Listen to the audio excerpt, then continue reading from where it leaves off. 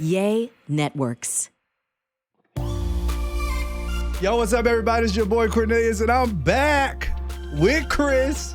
What's cracking? Hey, we about to get into this conversation again. Yo, if you didn't get a chance to listen to last week's episode, you need to. We talk about going behind the veil. We talking church culture. We talking about all that stuff. But we ain't finished yet because we about to jump into some more things. Yo, Kris.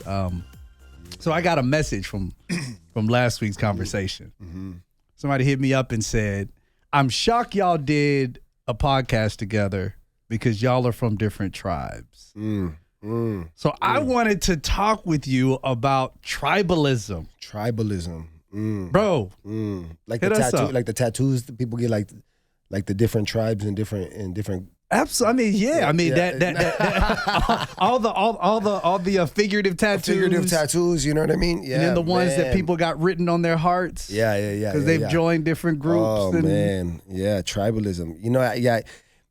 I think I got one of them same messages as well. Wow. People just, and I think that's like a, what's really interesting is how prevalent tribalism is, man, and people be gangbanging, man. Gangbanging in the church, bro. They be gangbanging in the church, man, and it don't make no sense to me, man. What was your response to him? I mean, for me, it was. I didn't respond to him at first because I didn't feel like the comment deserved a response. And then then we had another conversation about some of the context of what we talked about. But then in that response, my thing was like, aren't we supposed to be part of the same body? Yeah. But then the underlining message of it was we both have the same type of experiences. Yes. No matter what tribe we're from. Yeah. So that must mean both tribes are messed up. 100%. I think that's that's one thing I feel like I've been learning a lot over these years. I mean, I feel, if I'm honest, man, like early on, I think I probably participated in tribalism as well. You know what I mean? I think like I was, especially like my tribe was better than your tribe, though. Yeah. You know what I mean? We were the more theologically robust. You know what I mean? We're the better tribe. You know what I mean? I've encountered. You've encountered. Yeah. When you talking tribe, is there a name to your tribe? The tribe you had or tribe you? Man. Yeah, you know what? So the tribe, the better one, better. Yeah, the better. I mean, intellectually sound, could debate anything with you. Yeah. I mean, John Myth author sat at the top of their cross. That's just because your tribe, you guys don't know anything. You know what I mean? You're not smart. You don't go to school. We're not smart. You're not, you guys. We only depend on the Holy Spirit, and it's not enough. What you trying to say that we don't got the Holy Spirit? Hey, look. I have encountered. Yeah. I've encountered, bro. Yeah. I've encountered. I was just, and then back then, like you said, in my zeal, I was like, well, your tribe is wrong. Exactly, and I think that's the here's what's crazy, man. Like I think there's an unawareness of people because there's not proximity. Wow, I love that. You know what I mean? And I think one of the things that I joined the gang as a kid, bro. Like as a youth, I joined the gang, grew up in the streets, man.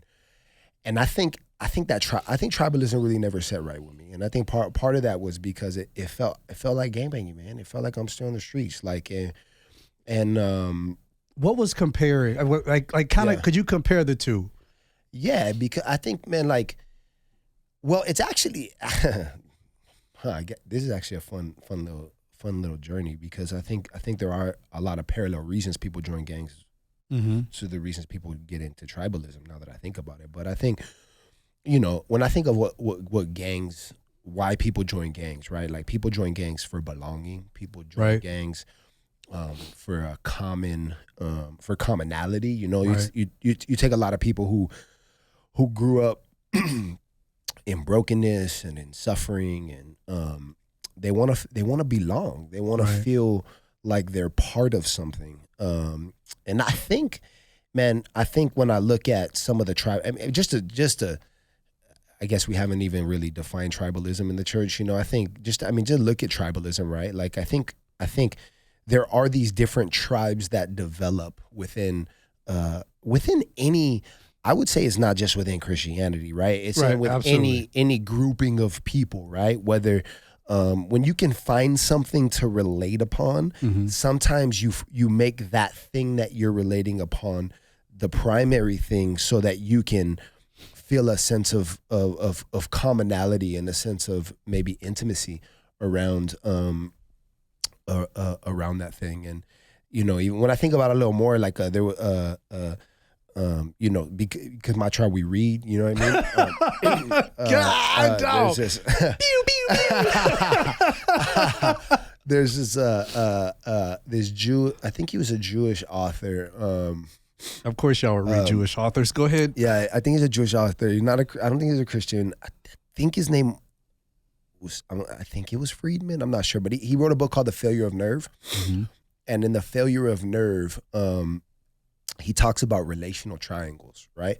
And he talks about anxiety and how these things play out. But when he talks about these relational triangles, he says there's some people, man, you've probably experienced these people. I've experienced them, and I know I've participated in some of this, and I might have been this people at some point, But like some people who have a hard time with intimacy, they create a common enemy with somebody, because that common enemy, it makes us unite, right? So if we have a common enemy, then we can unite. Yeah. And so really it's in, and so there's a lot of times in like churches or in different organizations, you'll find these people who are constantly creating drama, right? Like they're constantly creating like enemy. You're always like, man, why when we talk, we always got to talk about someone, right?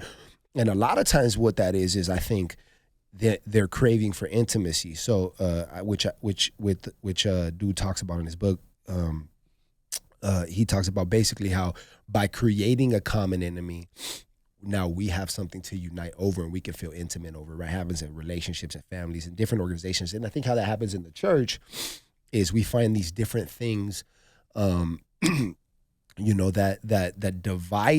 divide us, and it's almost like this common dividing factor can be the very thing that gives us intimacy, right? And I think that can happen in a lot of different things. And so in how that works in the church is like, man, this is my theological group, or this is my, someone's a Foursquare, right? They're a full gospel, or oneness Pentecostal, or Catholic, or apostolic, or Reformed, you know what I mean? or Reformed, or but even Reformed has its own, either okay. So now whether I'm Reformed Baptist, or whether I'm Reformed Presbyterian, or whether I'm like just all these different. Can you be a Reformed Charismatic? 100%. Oh wow. 100%. Actually, the tribe that I was a part of, was it Reformed Charismatic? It was, it Reformed Charismatic. You know what I mean? Yeah. I didn't know that was a. Yeah, it's a thing. Yeah. Oh, what book did y'all get that from? Of the Bible, of course. You know what I mean? Like, I don't know where you guys got where you believe. I love this. I love this conversation. God, I love this. Yeah. You know what I mean? I love it. And so I think that those tribalism, and it's interesting. I got in a conversation with, especially, man, this is going fun. You know what's weird to me? Like this whole week has been the weirdest thing. So one of the things I've tried to do, because I'm prone to tribalism too, right? I'm prone to try to be around a group of people who think like me and act like me. Right. And I mean, it's just easier, right? Right.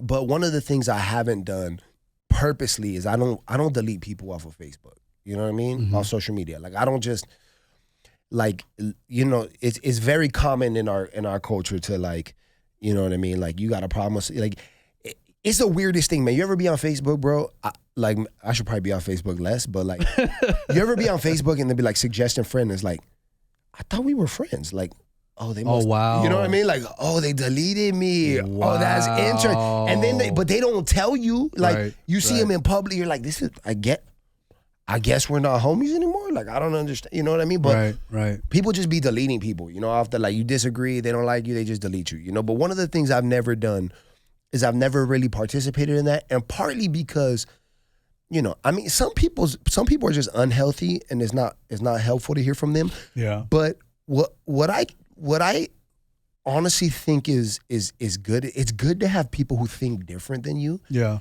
Like really refining those things absolutely in your life. You know what I mean? And so that means my Facebook feed is full of like all kinds of different people, And but you know what's weird, bro? Like this is the weirdest thing to me.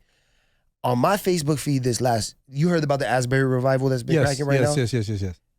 People are like banging on Asbury. I'm like hard. How do you bang on a revival? Like, I'm like, you're ain't black enough. That's what you're saying? No. That's what people have been saying. It was like, Asbury is another white revival. Dude, see, that's crazy because that's not what's on mine. Oh, bro. So what's on mine is it's not theologically sound enough. Oh, okay. Because I think one of the kids posted that they had like trans and all these other people who are leading worship. Bro, it's on mine is like it's not reformed enough. It's not theologically robust. And I mean, people are not, and I'm like, so if blocks and, all right, so look, I just got a serious question. Like my homie who grew up in my neighborhood, like same gang as me, man, met Jesus, whole life changed, man, got married at our church. And then he moved to Tennessee. Mm-hmm. So he's in Tennessee now, in Knoxville. So he lives like 2 hours from Asbury. So he drove. Right. Bro, this is a dude.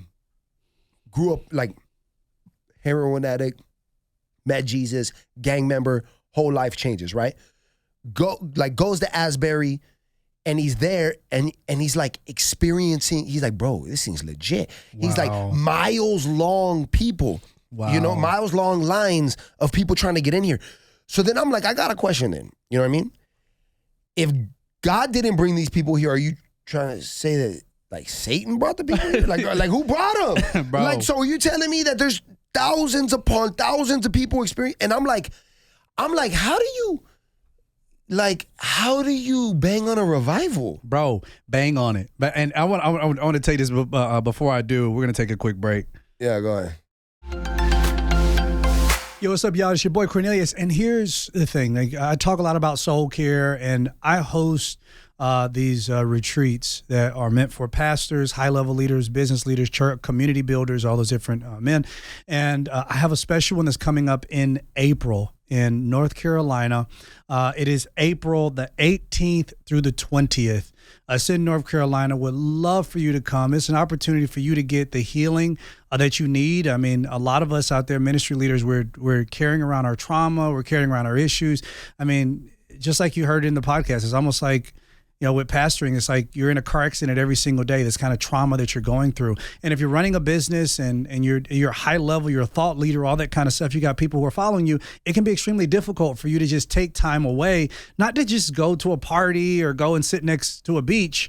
Is you going to get the healing that you need. So I wanted to invite you. I want you to go to sabbathla.com. Go to sabbathla.com. If you click under community, there's a tab there for retreats, and you can give us all the information that is needed. And I only have a certain amount of men I can take with me, but I would love for you to come. If you can't make North Carolina, I have some other trips coming up in Wyoming. Got some trips coming up in Montana. I would love for you to be there. I'd love for you to get in where you fit in, so you can just find some camaraderie, find some brotherhood, be able to sit around the table, be able to have some authenticity. Be able to share what's going on in your life and all that kind of good stuff. So again, I want to invite you out on the retreat. Go to sabbathla.com. All the information is there. God bless y'all. So like even how you're mentioning the theological piece over here, which I've seen a theological piece on mine. Yeah. And then the one thing that I've seen is now race has been brought into it. Yeah. Because it is, why is it that all great big revivals in America are, white led? Black folks are having revivals every week, but ain't nobody talking about. Ain't nobody talking about. And it. now this so it's one not getting the PR. Yeah, it's not this. So now it's PR because because it's on a white campus, and so now even the division and the tribalism comes in there because then everybody comes on yep, it's just a bunch of white people. Everybody in line, they just white people. But if it was black folks, the police would come and shut it down. The fire marshal, and it was. That's a good point though. Hey, but but at the same time, you come back to the point of, doggone, it's just a revival. It's legit a revival. And then my only thing was, we had people who were like, well, they need to open it up more. They need to let more people in. Maybe they should do some stuff outside. But my thing is, okay, if this is what you know is going on there, what's stopping you from going and doing that at your church? 100%. And I think you know what might be a good segue into the tribalism from that is, I think one of the reasons things break into some of these things is because we don't know how to have charity. We don't know how to have charity. You know what I mean? We don't know how to have charity. And so our first response is then to, which I don't think is a Christian response. You know what I mean? I don't think it's a Christian response. Our first response is to always look for the thing that separates it from the thing that we know to be good. Boom. You know what I mean? Boom. Rather than look and say, hey, this might, let's talk about some of that, even just some of the race stuff that's going on. You know what I mean? Like there's so much there's so much division and craziness around there. But rather than people asking the question, what can I learn? Mm-hmm. What is God doing in some of these things? Right. We look for the things that we can separate. Right. You know what I mean? And there's something I heard a quote a long time ago that said by Luther, I think it was. And it said, of course. And it said, but I'm just playing, bro. Would you? Got to joke with the tribalism. I got to joke with it. What do you do? What do you mean, bro? You know what I mean? By Luther, though, where God plants a church, Satan plants a chapel. You know what I mean? And so, there's this, just in case anybody from my tribe that I come from is listening, it might not have been Luther, you know what I mean? Just in case, because I want to make sure that I'm proper. Because you already know. They will search. They will search. They will search. Yeah, God bless. And comment. Yeah, and write articles. Or books. And do a YouTube video or books. Oh, God. Oh, man. Okay. But go back. But where God plants a church, Satan plants a chapel. And I think the thing with that is man, I don't know, something I'm learning. And I think that's because of a lack of proximity. I agree. You know what I mean? And I think because it's when you're in proximity, with regarding some of the race stuff, you know what I mean? If you're not around people who are different, it's very easy to be that's not my experience, and that's not even my interpretation or understanding of that experience. So people. Yeah. I've had conversations with people who say with some of that PR, I think there's a valid point even with with the rivals, so some of the PR. I've had people tell me as some of the stuff that's kicked off regarding the race issue. Mm-hmm. I don't even want to call it a race issue regarding racism in our country. It's it just is a thing. It just is, right? There's people would talk about well, look at how this community is, and look at how that community is, and I'm like, man, well, look, I've had to, as you get informed, you have to be why don't you think about historically how blacks have been portrayed on media or on television or on, or what gets the PR or let's talk about crime, you know what I mean? Well, black on black crime or whatever. It's okay, or this community has this much crime, and you're like, man, but you don't even understand the history of redlining and how communities forced oppression and all these different things, and how poverty creates different kind of things. You talk about white collar crime, white collar crime don't get the PR and cause, talk about manufacturing companies or car manufacturing companies who factor in the amount of deaths that are going to happen and make decisions to release a car based on the insurance cost that it will cost them if this many people dies.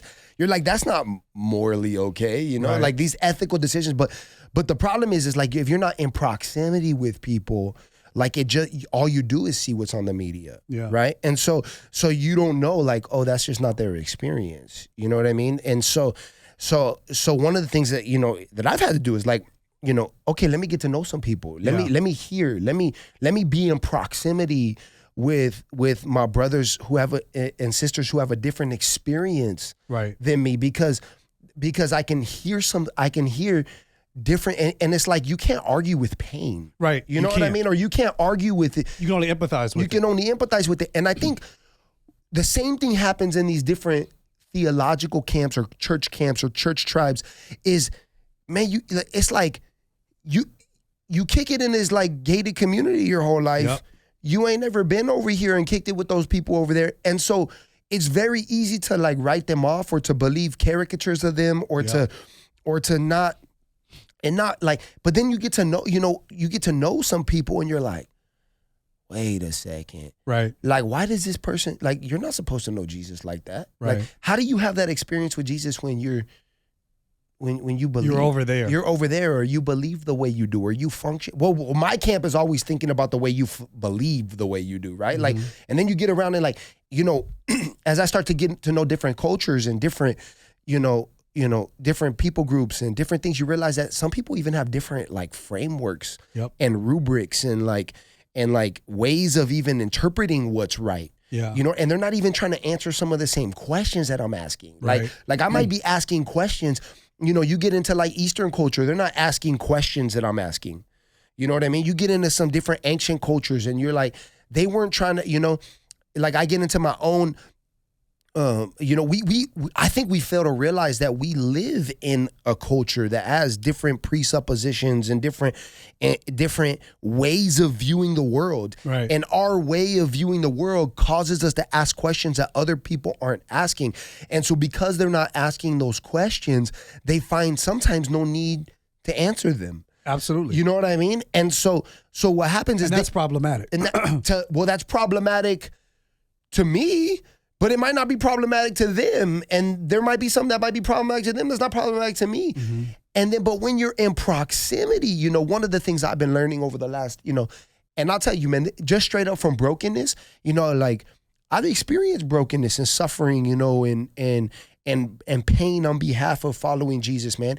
And when you experience that much pain and suffering and brokenness and betrayal and craziness, like you just be like, man, whatever, I don't care. That's how I am, bro. I don't care, dog. You know what I mean? That's true. And like, I don't care. Like, whatever. Like, I'm a, you know, and I think one of the, like, at the end of the day, it hasn't like shaken because Jesus has radically changed my life, man. Like, you know, I was talking this morning with a group of guys that are in my life group, man, like in my church. I was talking with them about like, man, like we were talking about like, man, some stuff about our past and our childhoods. And I was like, man, I had a messed up past. Like I should be a heroin addict on the streets on dope. Like, you know, or in prison for the rest of my life or dead. Like, and God radically changed my life. So it's like I haven't walked away from, I believe, man. Like I believe like nothing else. You know what I mean? But I really just want to know Jesus. You know what I mean? And what happens is when I get around, as I've begun to get around some different people who also know Jesus, who come from different places, I'm like, I can't, like my rubric is changing, right? Like before it was like, I got this list of things, like, what do you believe? Mm-hmm. What do you believe on this issue, on this topic, on this thing?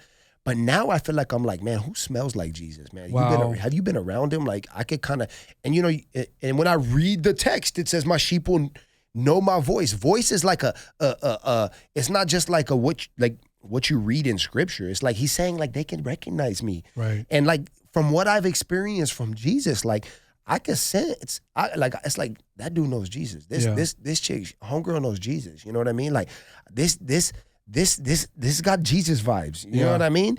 And so like you get to know different people, and then so what really started rocking my brain and like messing me up was like when I started getting to know people. Like I had this seminary professor, man. Like like I purposely went to a seminary that was different than me because I was like, man, like I don't want to live in a bubble, man. Like I don't want to live in a bubble.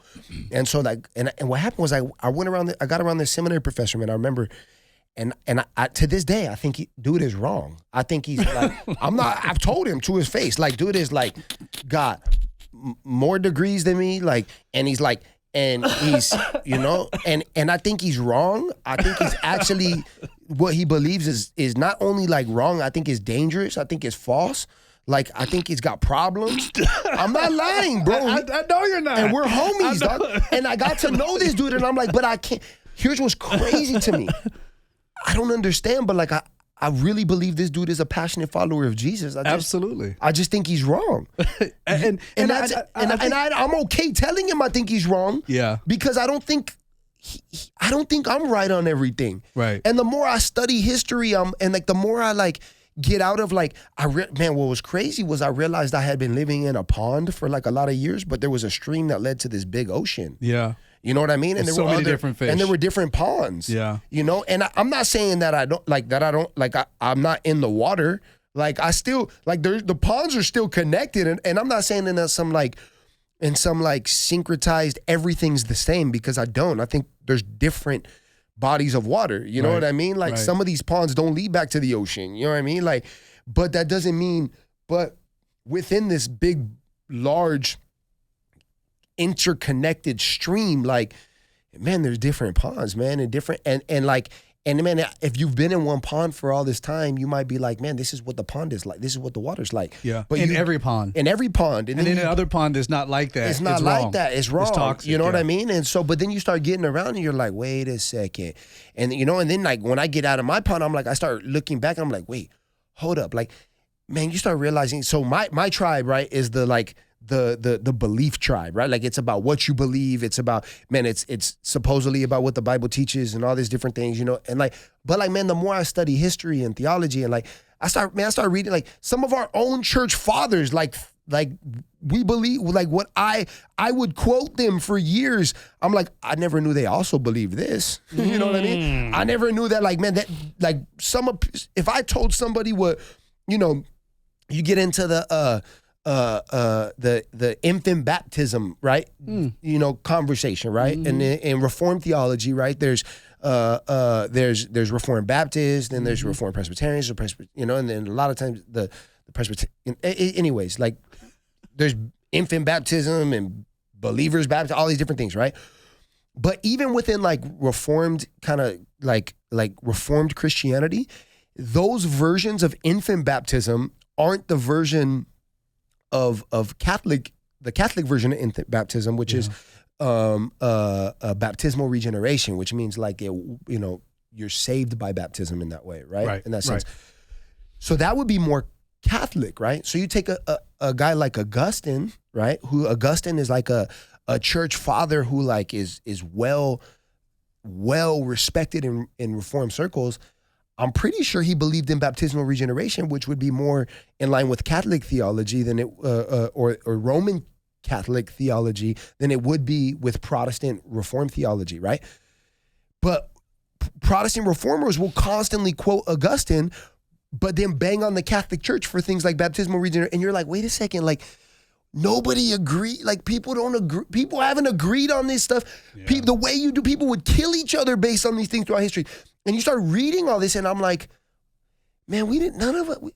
Hold up, man. Like, you're gonna tell me for 1,000 years people didn't have the Bible, and you're telling me that if I don't have this or don't believe, there must be another way to view this thing, and I can't exclude these different people who think different than me. Yeah. So then if I can't exclude them, now when I do read the text and it bangs on me about unity, oh, God forbid God forbid I divide what God doesn't. Yeah. Because the way that God forbids division, that's like right up in there in the top things, you know? Yeah. So then what happens is I realize how evil and dangerous tribalism is, and only proximity will show us where we unite, you know? And I think so why do we do a podcast together? Because I think in proximity we realize I don't think we're that divided. And so we sat down we had breakfast or we had coffee and tea for almost 3 hours. Yeah. And we talked. And I love that you said that about the proximity piece and how we create comrades because we have a common enemy. Yeah. And that is what unites us. The only problem is once the enemy changes, then the relationship also changes because now we realize we really don't have anything in common except the common enemy. Exactly. Then it even goes deeper than that. And I love that you also mentioned this is, it's about, I don't think that we understand the depths and the dangers of tribalism until we ourselves find ourselves in a broken state. Yes. When we are broken, then I think it enlarges our capacity for empathy. So now we look at people who are different from us, the same. I mean, bro, Kris, I didn't understand the message of Christ until I studied Judaism. Yeah. Then when I studied Judaism, I started to see just how progressive and how culture changing Jesus's words were. All day. And then from there, it's like now, in your broken state, your capacity for empathy begins to grow. And now you begin to see why, Jesus spent his time with people who are outside of the temple. All day, bro. You begin to see it. It's like, I mean, if I was you, I wouldn't have went and wanted a disciple who was in the temple who was teaching because, it's like now you have so much intellect and you have no brokenness. I'd rather find a fisherman. See, but that's your tribe that would say that. Oh, Jesus. and I understand that. I get that. Yeah. And here's it. And Bill, from what Jesus did, I guess my tribe would be right because that's exactly what he did.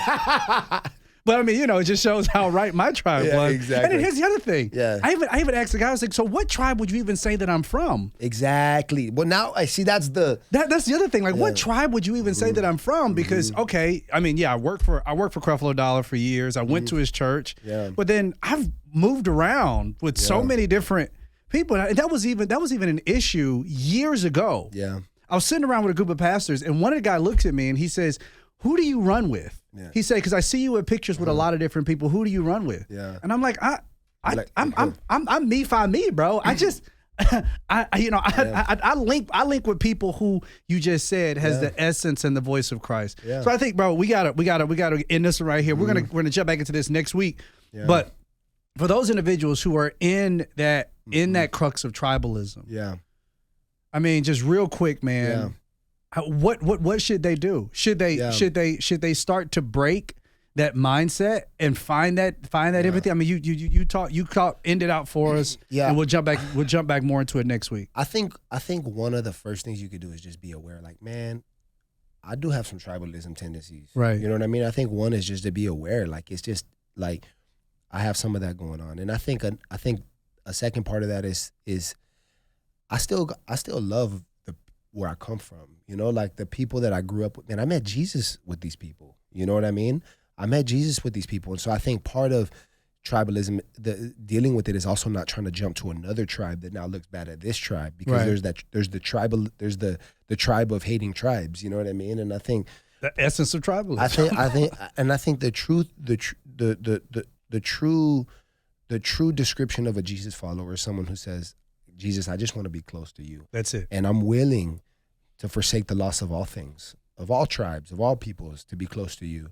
And he doesn't tear away everyone. I think he actually unites more than he divides in that way. There are some things that we divide over, right. But I think what you see is Jesus uniting you to a group of people that you never expected. And so I would say get in proximity with people who think different than you. I love that. And be okay to disagree. And you don't have to agree with everybody to be in fellowship. Yeah. I think one thing I've also gained, Kris, is just with people I know who I guess would be considered different tribes, when I spend my time focused on getting to know them and not getting to know what they believe, our relationship is so much different. Because now, after I know you, what you believe doesn't hit me as hard, even if we disagree. Because I'm like, you're a great person. 1,000%. Like, I see that. Yeah, but because there's great people who disagree. Yeah, and you should be able to disagree. Yeah, I think that's a healthy relationship. 100. Yeah. That's a healthy relationship. Yo, we're gonna continue this conversation next week. Thank y'all so much for joining us. Yo. We're going to be out this piece. Introduces Kris. Appreciate you being with us. Yeah, He going to be 100%. back with us next week, y'all. So we'll get this thing popping. Pick y'all later. Later.